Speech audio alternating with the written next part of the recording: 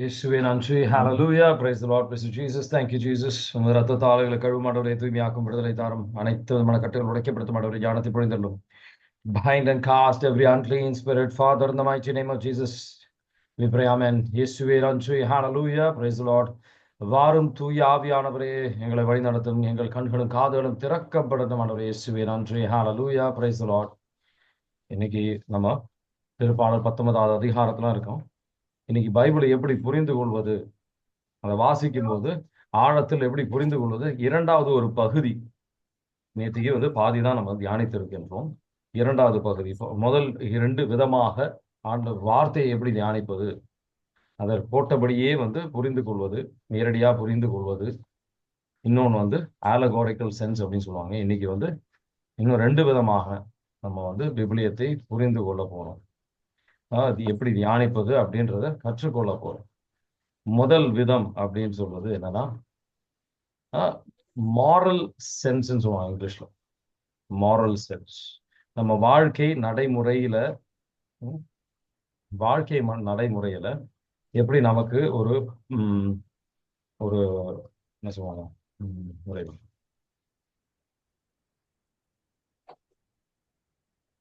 ஒரு ஒழுக்கம், ஆண்டவருக்கு ஏற்றபடியாக ஆண்டவரின் சீடராக எப்படி ஆவது அப்படின்னு சொல்லி மாரல் சென்ஸ் சொல்லுவாங்க.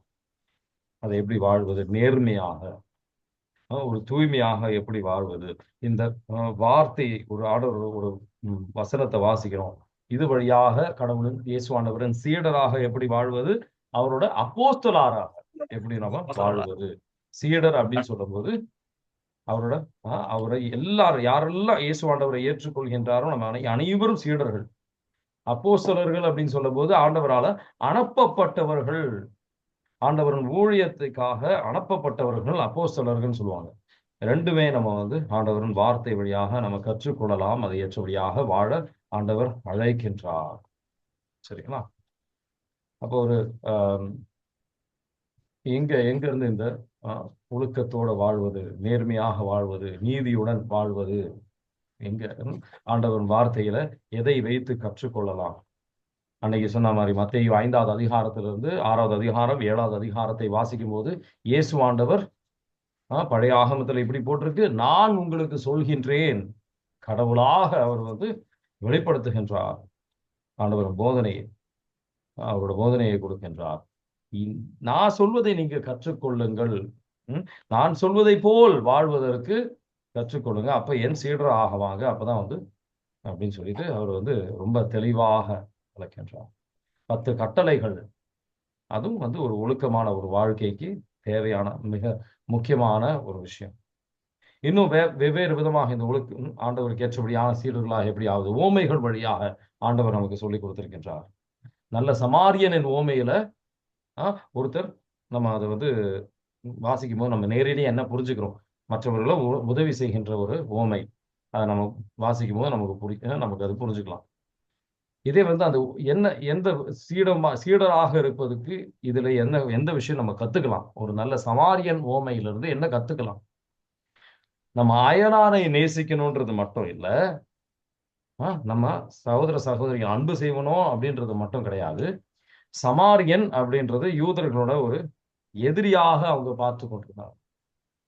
எதிரிகளையும் நேசிக்கணும், இதுல இருந்து நம்ம புரிஞ்சுக்கலாம். சமாரிய கதையிலிருந்து எதிரிகளையும் நம்ம எல்லாரையும் நேசிக்கணும். இயேசுவாண்டவர் கடவுள் எல்லாரையும், தீயோன் மேரியும் நல்லவர்கள் மேரியும் மழை அனுப்புகின்றார், நம்ம எல்லாரையும் நேசிக்கணும் அப்படின்னு சொல்லி நம்ம இந்த ஊமை வழியாக நம்ம புரிஞ்சுக்கலாம். சரிங்களா?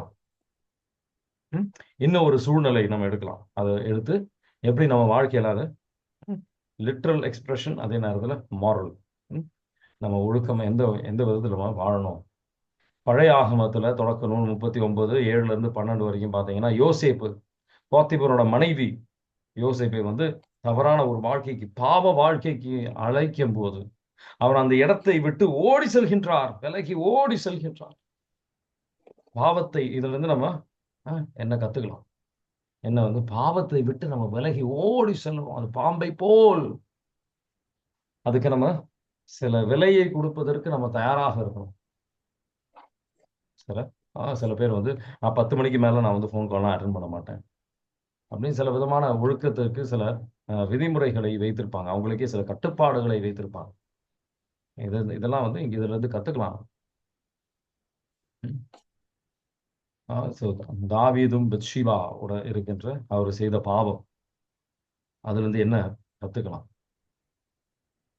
விபச்சாரம், சோம்பேறித்தனத்தினால வந்து ஒரு விபச்சாரம் அப்படின்றது, அதோட மனம் மாறுதல் அதுல இருந்து நம்ம பார்க்கிறோம். இப்ப தாவீது எப்படி மனம் மாறுகின்றார், அவர் பாவத்தை உணர்கின்றார் அப்படின்றத பார்க்கிறோம். இதை நம்ம எந்த விதத்தில் என்ன நமக்கு சொல்லித்தரு, நமக்கு என்ன ஒரு ஒழுக்கத்துக்கு நம்ம என்ன சொல்லித்தரு? பாவத்திற்கு விளைவு இருக்கின்றது. நம்ம தாழ்ச்சியுடன் நம்ம குறைவுகளை ஏற்றுக்கொண்டு ஆண்டவர்கிட்ட திரும்ப செல்லணும் அப்படின்னு சொல்லி, சரிங்களா? அந்த மாதிரி பல விஷயங்கள் நம்ம வந்து ஆண்டவர் இந்த வார்த்தை வழியாக நம்ம ஒழுக்கமான வாழ்க்கைக்கு நம்ம நம்ம தேவையான நிறைய பல விஷயங்கள் நமக்கு சொல்லித்தரும். இப்போ நம்ம ஒரே வசனத்தை எடுத்து எல்லா விதமாக நம்ம எந்தெந்த விதத்துல இது வரைக்கும் நம்ம தியானித்து இருக்கின்றோமோ எல்லா விதமாக நம்ம அதை புரிஞ்சுக்க, ஒரே வசனம் அதை நம்ம வந்து புரிஞ்சுக்க முயற்சி செய்வோம். சரிங்களா? விடுதலை பயண நூல் 20வது அதிகாரத்துல 13வது வசனம் எடுத்து வாசிச்சு பார்த்தீங்கன்னா, அது கட்டளைகள் 10 கட்டளைகள் இருக்கும். அதுல ஒரு கட்டளை கொலை செய்யாதே. அதான் இங்க இந்த கட்டளை. விடுதலை பயண நூல் 20:13 வாசிக்கிறீங்களா? கொலை செய்யாதே. ஆமீன். அவ்வளவுதான். ரொம்ப ரொம்ப ரொம்ப எளிதாக அதுல போட்டு நம்ம புரிஞ்சுக்கலாம். கொலை செய்யாதே, அது டைரக்ட், நேரான ஒரு கட்டளை, கடவுள் தருகின்ற ஒரு கட்டளை. கொலை செய்யாதே நேரான ஒரு கட்டளை. இது வந்து இது எதை வந்து ஆலகாரிக்கலாக நம்ம ஒரு அடையாளமாக, எது அடையாளமாக நம்ம வந்து பார்க்கலாம், புரிஞ்சுக்கலாம். இந்த ஆடு, இந்த பழைய ஆகமத்துல அந்த ஆடை வந்து பலி கொடுப்பாங்க. அதை வந்து இயேசு ஆண்டவரை குறிக்கின்றது. அவர் நமக்காக அந்த ஒரு பலியாக மாறினார் அப்படின்றது இது நம்ம வந்து ஒரு அடையாளமாக எடுத்துக்கலாம் அப்படின்னு சொல்லுவோம். ஸோ அடையாளமாக எடுத்துக்கலாம் கொலை. ஆனா அவரு அந்த கொலை செய்யாத, நம்ம பல விதமான கொலைகள் செய்திருக்கின்றோம், அது நமக்காக பலியாக மாறி இருக்கின்றார். இது ஒழுக்கத்திற்கு ஏற்றபடியாக நம்ம எப்படி வந்து எடுத்துக்கலாம். கொலை செய்யாதே அப்படின்னு சொல்லும்போது மனித வாழ்க்கைக்கு எந்த அளவுக்கு ஒரு விலை கடவுள் கொடுக்கிறாரு அப்படின்றது நம்ம புரிஞ்சுக்கலாம். அதுல வந்து கோபம், வெறுப்பு, இந்த வேறான பல விஷயங்கள் இருக்கு. அது இருக்கும்போதுதான் இந்த கொலை என்ற ஒரு விஷயம் நடக்குது. அதுதான் இயேசு ஆண்டவர் மத்தேயு 5:21, 22 இந்த கொலை, இந்த வெறுப்பு, இந்த கோபத்திற்கு மன்னிக்காமை இருக்கிறதெல்லாம் வந்து இடம் கொடுக்க கூடாது அப்படின்னு நமக்கு எச்சரிக்கை அவர் தருகின்றார். இதெல்லாம் இருக்கும்போது அந்த கொலை நடக்குது. வீணாக நடப்பது கிடையாது, வீணாக நடக்கின்ற ஒரு விஷயம் கிடையாது. இது இல்லாம நடக்காது. ஒரு இந்த மாரல் சென்ஸ்ல எடுக்கிறோம் அப்படின்னா இந்த விதத்துல அது ஆழமாக சிந்திக்கும். சரிங்களா? இப்ப நம்ம வந்து இது வரைக்கும் நம்ம தியானித்தது அப்படின்றது ஒரு மாரல் சென்ஸ். நம்ம மனசாட்சிக்கு ஆண்டவர் வார்த்தைக்கு ஏற்றபடியாக வாழுகின்றோமா? ஆண்டவர் எந்த விதத்துல நம்ம வாழ்க்கையில ஒரு மாற்றத்தை எதிர்பார்க்கின்றார்? ஆண்டவர் வார்த்தையை வாசிக்கும் போது எல்லாம் நம்ம சிந்திக்கணும். சில விதமான நமக்கு வந்து ஒரு இதை இன்னும் ஆழமாக தியானிப்பதற்கு ஆண்டவர் வார்த்தை மட்டும் இல்லாம கத்தோலிக்க திருச்சபையின் போதனையும் நம்மோடு இருக்கின்றது அப்படின்னு சொன்னா, நமக்கு சில பேர் இங்கிலீஷ்ல இல்ல தமிழ்ல கூட இருக்கு, அது வாசித்து தியானித்து அதுக்கேற்றபடியாக வாழ முடியும்னா நமக்கு மிகப்பெரிய ஒரு உதவியாக இருக்கும். இந்த மாரல் சென்ஸ் அப்படின்றது ரொம்ப தேவை. ஆனா இன்னும் ஒரு ஆழமான ஒரு வழி இருக்கின்றது. ஆண்டவரின் வார்த்தையை தியானிப்பதற்கு கடைசியான ஒரு வழி, முக்கியமான ஒரு வழி இருக்கின்றது. எந்த விதத்துல தியானிக்கலாம்? அது வந்து இங்கிலீஷ்ல ஆனகாகிக்கல் சென்ஸ்ன்னு சொல்லுவாங்க. சாரி, தமிழ்ல என்ன வார்த்தை பயன்படுத்துவாங்க தெரியாது. ஆனா நான் சொல்லும்போது அதோட ஒரு பொருள் உங்களுக்கு புரியும்னு நினைக்கிறேன். சரிங்களா? ஆண்டவரின் வார்த்தையை வாசிக்கும் போது ஆனகாகிக்கல் சென்ஸ் அப்படின்னு சொல்லும்போது விண்ணகத்தை நோக்கி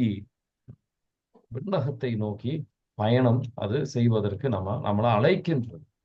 பல விதத்துல வந்து பாத்தீங்கன்னா விண்ணகத்தை நோக்கி பயணம் செய்ய ஆண்டவர் வார்த்தை நம்மளை அழைக்கின்றது. விண்ணகத்தை நமக்கு மனதில் விண்ணகத்தை பற்றி ஒரு சிந்தனை வருகின்றதா? ஆண்டவர் வந்து சிந்திக்க அழைக்கின்றார். விண்ணகத்தினை பற்றி ஒரு சிந்தனை நமக்கு வருகின்றதா? இந்த வார்த்தையை வாசிக்கும் போது, இந்த வசனத்தை வாசிக்கும் போது நம்ம நித்தியத்தை பத்தி சிந்திக்க நமக்கு ஒரு ஒரு தியானிக்க ஒரு பொருள் கிடைக்கின்றதா அப்படின்னு சிந்திக்க வேண்டிய நமக்கு. ஏன்னா விண்ணகமே நம் தாய் நாடு. பிலிப்பியரின் புத்தகம் 3வது அதிகாரத்துல 18, 19 எடுத்து வாசித்து பார்த்தீங்கன்னா, ஒரே நோக்கத்தோட பவுல் பயணம் செய்தார். விண்ணகமே நம் தாய் நாடு. அதுக்காக நம்ம ஆயத்தப்படணும். ஆண்டவரின் வார்த்தை நம்மளை ஆயத்தப்படுவதற்கு நம்மளை அழைக்கின்றது. அதுக்காக எந்த அளவுக்கு நம்ம ஆயத்தப்பட்டிருக்கின்றோம் அப்படின்னு சிந்திக்கணும். பிலிப்பியரின் புத்தகம் 3வது அதிகாரம் 18, 19 வாசிக்கிறீங்களா? கிறிஸ்துவையும் அவர்தம் உயிர்த்தெழுதலின் வல்லமையையும் அறியவும் அவருடைய துன்பங்களில் பங்கேற்று சாவில் அவரை ஒத்திருக்கவும் விரும்புகிறேன். அப்பொழுதுதான் நானும் இறந்தோருடன் உயிர்த்தெழ இயலும். எது வர பிரதர்? 18, 19. அவங்கள அழிவு 19 வரை படிக்கலாம். 19. அழிவே அவர்கள் முடிவு, வயிறே அவர்கள் தெய்வம், மானக்கேடே அவர்கள் பெருமை.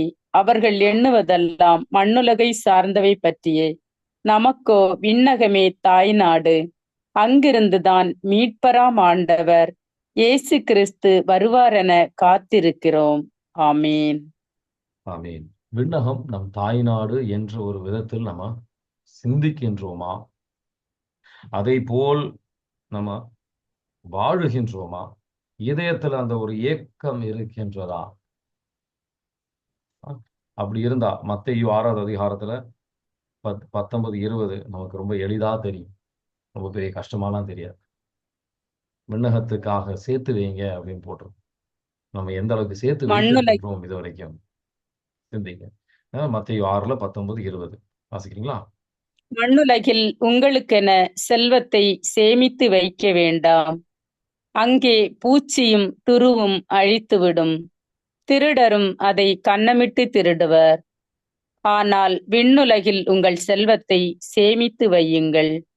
அங்கே பூச்சியோ துருவோ அழிப்பதில்லை, திருடரும் கன்னமிட்டு திருடுவதில்லை. ஆமீன். நம்ம எந்த அளவுக்கு விண்ணகத்துல சேர்த்து வைத்திருக்கின்றோம்? பவுல் எல்லாரும் வந்து திருவழிபாடு பார்த்தீங்கன்னா அதிகமா இந்த விண்ணகத்தை பத்தி தான் போட்டோம். புது ஜெருசலேம் திருவழிபாடு 21, அங்கதான் வந்து நம்ம எல்லாம் நிறைவேற போகின்றது. நமக்கு ஒரு விதமான வேதனையும் அங்கு இருக்காது. அதுக்காக நம்ம ஆயத்தப்பட்டிருக்கின்றோமா? மேல் இருக்கின்ற ஒரு விண்ணகத்திற்காக நம்ம ஆயத்தப்பட்டு தயாராக இருக்கின்றோமா? இப்போ நம்ம இறக்கின்றோம் அப்படின்னு சொன்னா விண்ணகத்துக்கு நம்ம செல்வோமா? ஆண்டவர் வந்து சிந்திக்க அழைக்கின்றார். 2 பேதுரு 3வது அதிகாரம் 13 to 15. 2 பேதுரு 3வது அதிகாரத்தில் 13 to 15 நமக்காக ஒரு வாக்குத்தத்தம் ஆண்டவர் கொடுத்திருக்கின்றார். அதுக்காக நம்ம தயாராக தூய்மையாக இருக்கின்றோமா? அதுக்கு ஒரு ஆர்வம் நமக்கு இருக்கின்றதா? ஆண்டவர் கேட்கிறார். 2 அது வந்து விபிலியத்தை அந்த ஒரு கண்ணோட்டத்தில் வாசித்தாதான் நமக்கு கண்ணுக்கு தெரியும். இதெல்லாம் இல்லைன்னா நம்ம இதுக்கு ஒரு முக்கியத்துவத்தை கொடுக்க மாட்டோம். 2 பேதுரு 3வது அதிகாரத்துல 13 to 15 வாசிக்கிறீங்களா? அவர் வாக்களித்தபடியே நீதி குடிகொண்டிருக்கும் புதிய விண்ணுலகும் புதிய மண்ணுலகும் வரும் என நாம் எதிர்பார்த்து காத்து கொண்டிருக்கிறோம். ஆகவே அன்பார்ந்தவர்களே, இவற்றை எதிர்பார்த்திருக்கும் உங்களை அவர் மாசு மறுவற்றவர்களாய் நல்லுறவு கொண்டவர்களாய் காணும் வகையில் முழு முயற்சி செய்யுங்கள். நம் ஆண்டவரின் பொறுமையை மீட்பு என கருதுங்கள். நம் அன்பார்ந்த சகோதரர் பவுலும் தமக்கு அருளப்பட்ட ஞானத்தின்படி இவ்வாறுதான் உங்களுக்கு எழுதியுள்ளார். ஆமீன். ஆமீன். சில விபிலிய வசனங்களை எடுப்போம். எப்படி விண்ணகத்துக்கு ஏற்றபடியாக சில நம்ம அந்த மாதிரி சிந்திச்சிருக்கவே மாட்டோம். சில வசனங்கள் விண்ணகத்துக்கு ஏற்றபடியாக நம்ம எப்படி ஆழமாக புரிந்து கொள்வது அப்படின்றத நம்ம தியானிப்போம். இப்போ விடுதலை பயண நூல்ல இஸ்ரேல் இந்த வாக்குத்தத்தம், அப்ரஹாமுக்கு கொடுத்த வாக்குத்தத்தம், கானான் தேசத்திற்கு நீங்க செல்வீர்கள், அங்க உங்க வரிமுனையர்கள் வந்து அங்க வாழ்வாங்க, உங்க பிள்ளைகள்லாம் அங்க இருப்பாங்க அப்படின்னு சொல்லி ஆண்டவர் வாக்குத்தத்தம் கொடுக்கின்றார். இஸ்ரேல் மக்கள் வந்து கானான் தேசத்திற்கு செல்கின்றார்கள். அவங்களுக்கு ஆண்டவர் கொடுத்த வாக்குத்தத்தம் அது.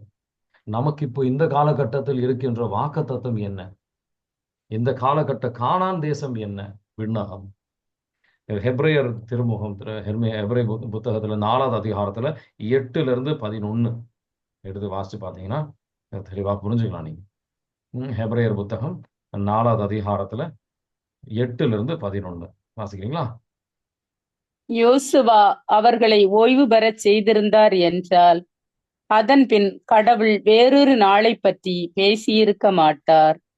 ஆதலால் கடவுளுடைய மக்கள் ஓய்வெடுக்கும் காலம் இனிமேல்தான் வரவேண்டி இருக்கிறது.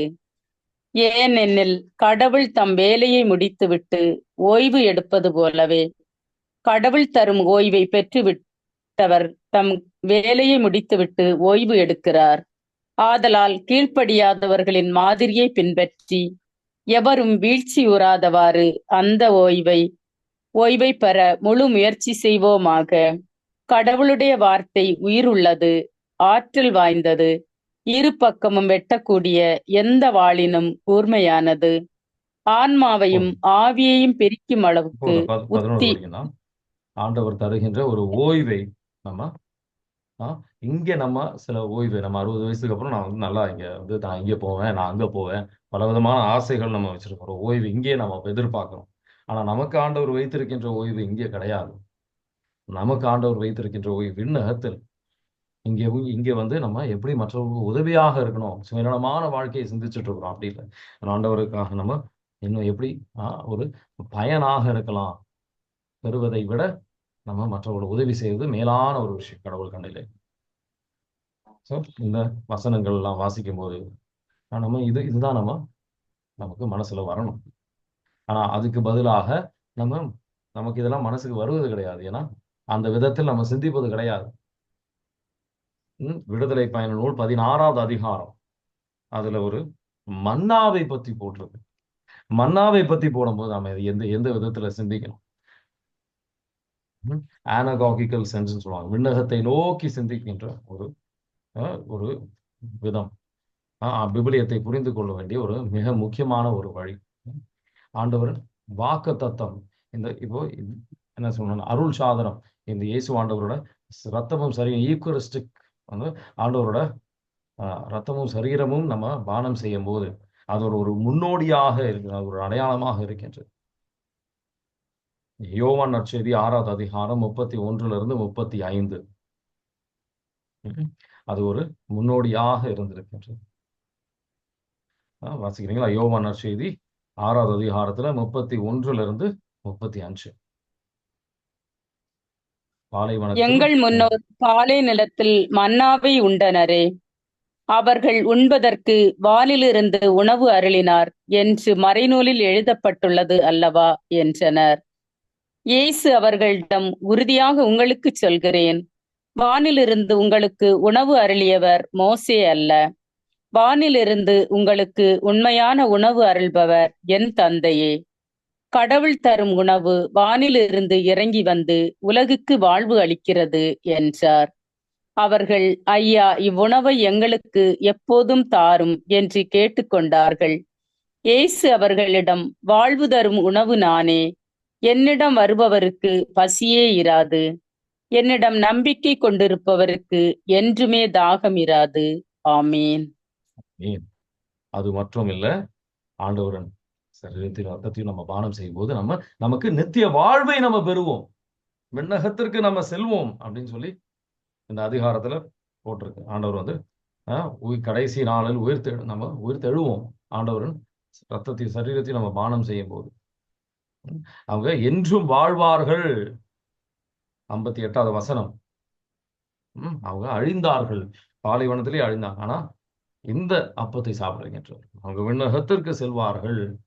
நம்ம தூய்மை பெறுவோம், அவர் சாயலில் நம்ம மாற்றப்படுவோம். யோவான் நற்செய்தி 6வது அதிகாரம் 58. 57, 58 விண்ணகத்தில் வாசிக்கிறீங்களா? வாழும் வாழும் தந்தை தந்தை என்னை என்னை அனுப்பினார். அனுப்பினார், நானும் அவரால் வாழ்கிறேன். அதுபோல் என்னை உண்போரும் என்னால் வாழ்வர். விண்ணகத்திலிருந்து இறங்கி வந்த உணவு இதுவே. இது நம் முன்னோர் உண்ட உணவு போன்றது அல்ல. அதை உண்டவர்கள் இறந்து போனார்கள். இவ்வுணவை உண்போர் என்றுமே வாழ்வர். ஆமீன். ஆமீன். 53, 54 போட்டிருக்கோம், உங்களுக்கு நித்திய வாழ்வு இருக்கின்றது அப்படின்னு சொல்லி. திருவெளிப்பாடு 19வது அதிகாரம் 8வது வசனம் 9வது வசனம் ஆண்டவர் நமக்காக வைத்திருக்கின்ற சில முக்கியமான விஷயம். நமக்கு வந்து ஒரு ஆடையை தருகின்றார். வாசிக்கிறீங்களா? 19:8 தானே பிரதர்? 7லிருந்து 9 வாசிப்போம். 19 தானே 7? ஆமா, 7லிருந்து 9.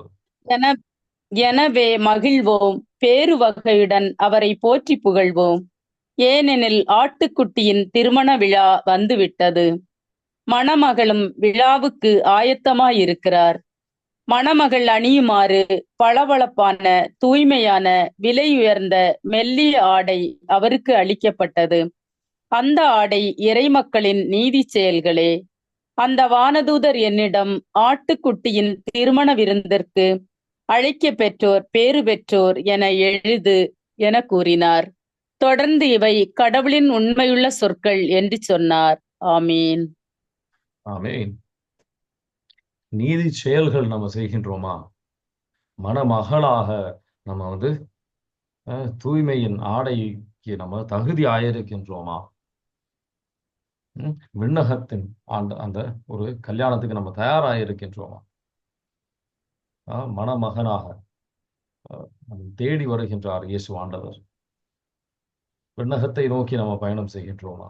மத்தேயு 22வது அதிகாரம் அங்க ஒரு கல்யாணத்துக்காக கடவுள் நம்மளை ஒவ்வொருத்தரையும் அழைக்கின்றார்.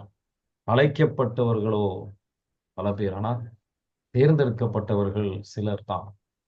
அதில் இன்னும் ரொம்ப விளக்கமா, ரொம்ப தெளிவாக விளக்கப்பட்டது. அதுல ரொம்ப எனக்கு பிடிச்ச வசனமே இதுதான். 2-3 வசனங்கள் தான். அது பார்த்தீங்கன்னாவே வந்து உனக்கு முழுமையா அது புரிஞ்சிடும். மத்தேயு 22வது அதிகாரம், முக்கியமா 5வது வசனம். 5 இல்லை, சரி 7, 5 எடுத்து வாசிக்கும். பல பேர் அவர் அழைப்பார். ஒரு அரசர் மகனுக்காக, விண்ணக தந்தை இயேசு ஆண்டவருக்காக ஒரு விழாவை வைத்திருக்கின்றார். நம்ம விண்ணகத்தை நோக்கி பயணம் செய்வதில்லைன்னு சொல்லி அவர் துன்பப்படுகின்றார். மத்தேயு 22:2 6 வரைக்குமே வாசிக்கிறீங்களா? விண்ணரசை பின்வரும் நிகழ்ச்சிக்கு ஒப்பிடலாம். அரசர் ஒருவர் தம் மகனுக்கு திருமணம் நடத்தினார். திருமணத்திற்கு அழைப்பு பெற்றவர்களை கூட்டிக் கொண்டு வருமாறு அவர் தம் பணியாளர்களை அனுப்பினார்.